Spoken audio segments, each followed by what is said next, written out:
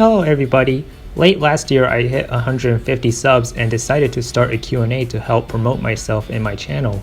I was originally going to air this on an earlier date, but thought of giving my fellow community members more time to submit their questions and for me to craft in-depth answers.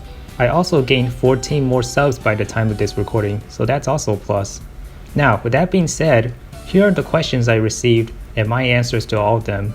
These first 5 are from Andres Perez aka Kaiju Noir. He asked, what are some of your favorite indie kaiju projects? This one depends on what one would consider as such, because they can include stuff like fanfictions or parodies. Assuming these two definitions, I'd probably say the Godzilla saga, since Adam has placed so much effort on creating an alternate history and universe for all the characters in kaiju in his story to interact.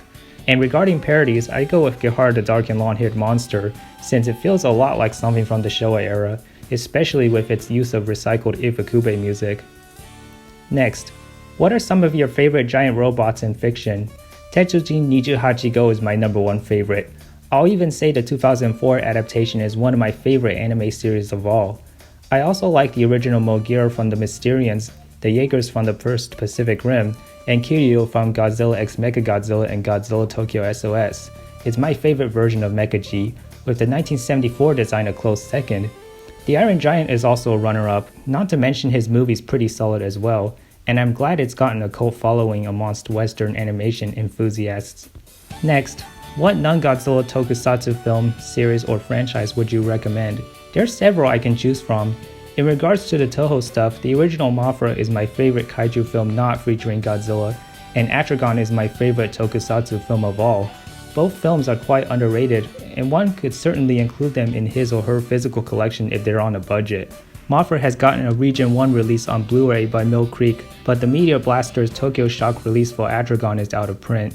The Region 2 Toho Blu-rays have superior picture and sound quality, however they cost you an arm and a leg to obtain physically. I plan on doing a ranking for all of Honda's kaiju and toku films with a guest sometime this year, so you'll eventually find out where I rank the others. Next, what are some of your favorite Godzilla human characters? It depends on which roles they fulfill.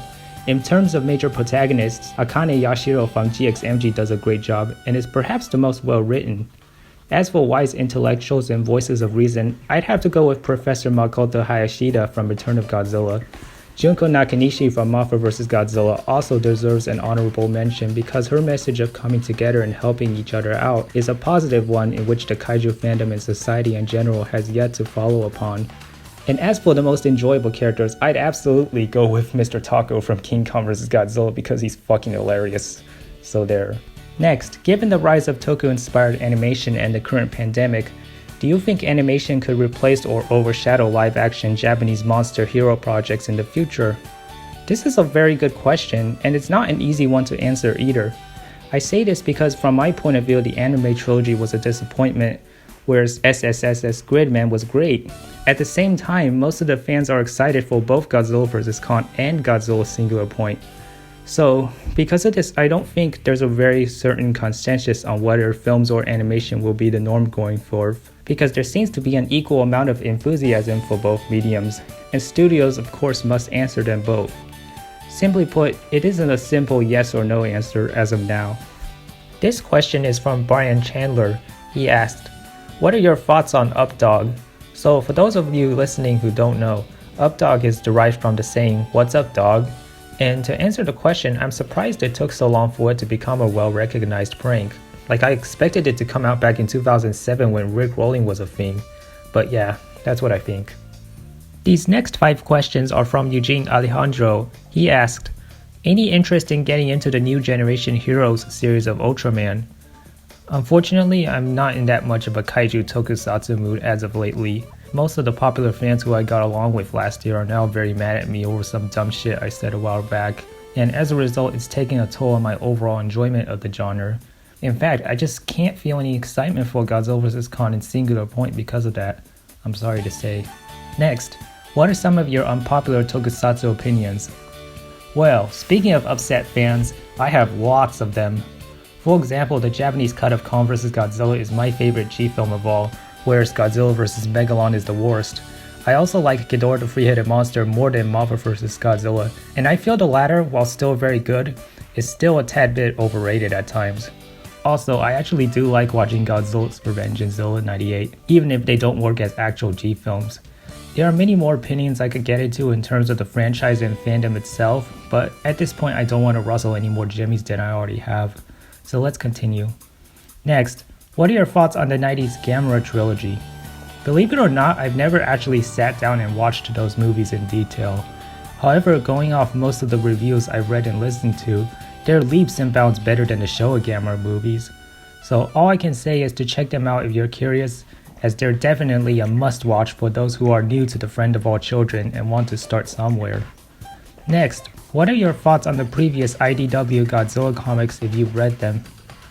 Okay, while I don't collect comics, I do listen to summaries of them on YouTube, case in point stuff like Injustice Gods Among Us or Godzilla Awakening. As far as the IDW comics are concerned, probably my favorite out of the bunch is Godzilla in Hell.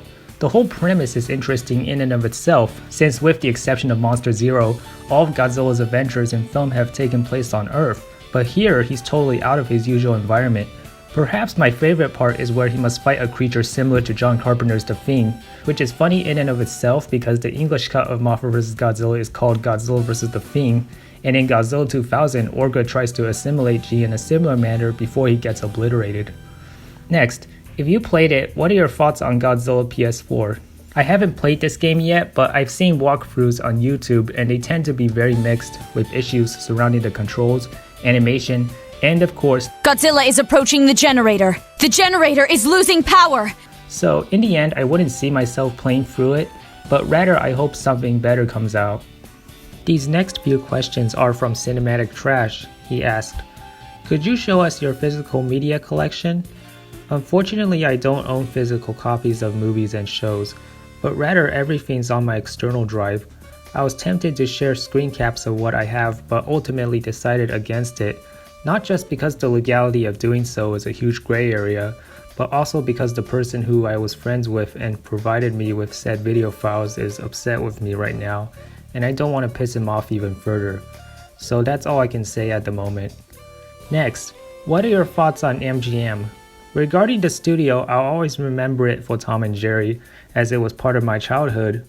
My favorite movie released under their banner is Spaceballs, and my family agrees. MGM's history and decline reminds me a lot of the Packard Motor Car Company. Back then it was a well-recognized brand, but nowadays only older generations of Americans would know of its existence. As for MGM Resorts, that business is definitely in trouble as well because of the pandemic, which is a shame, but is unfortunately a sign of changing times. Next, what are your favorite movies which take place during the holiday? Right off the bat, The Polar Express is my favorite, mostly because I love trains, but also because of the cinematography and story. My two runner-ups would be both versions of How the Grinch Stole Christmas, the 1966 animated feature directed by Chuck Jones and featuring the voice of Boris Karloff, and the 2000 live-action film directed by Ron Howard and starring Jim Carrey. I can't decide which one I like more. And those are my year-end questions and answers for 2020. I'm grateful for the questions you guys provided, and I was more than happy to answer them. If you like what I do on this channel, I'd be more than willing to provide some new content, and perhaps announce another special video when I hit 200 subs. So post your comments and let me know what you think. Share this video with your friends, and always remember to choose kindness and treat others the way you want to be treated.